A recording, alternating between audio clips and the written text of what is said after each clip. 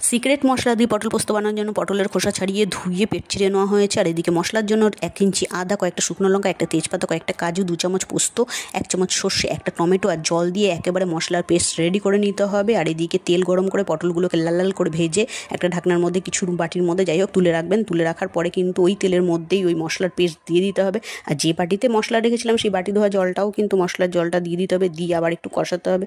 হালকা কষানো হয়ে গেলে ওর মধ্যে স্বাদ মতো নুন, পরিমাণ মতন হলুদ দিয়ে আবার কষাতে হবে। যখন একটুখানি তেল ছাড়তে শুরু করবে তখন দিয়ে দেবো টক দই 2 চামচ। টক দই দিয়ে আবার একটু কষিয়ে নিয়ে তার মধ্যে কী করতে হবে, ভাজা পটলগুলো দিয়ে দিতে হবে। দিয়ে আবার একটু কষাতে হবে। তারপরে দিয়ে দিতে হবে একটুখানি সামান্য চিনি। চিনিটা চাইলে আপনারা দিতেও পারেন, নাও দিতে পারেন। চিনিটা দিয়ে হালকা একটুখানি কষিয়ে দিয়ে দেবো জল দিয়ে 5 মিনিটের জন্য ঢাকনা দিয়ে ঢেকে দিতে হবে। 5 মিনিট বাদে ঢাকনা খুলে একটা বাটির মধ্যে নামিয়ে নিতে হবে। ভাত কিংবা রুটির সঙ্গে খেয়ে নিতে হবে। কিন্তু দুর্দান্ত স্বাদের লাগে। ভিডিওটা ভালো লাগলে কিন্তু অবশ্যই লাইক করবেন, প্রচুর শেয়ার করে দেবেন। আজকের মতন টাটা সবাইকে, সবাই ভালো থাকুন।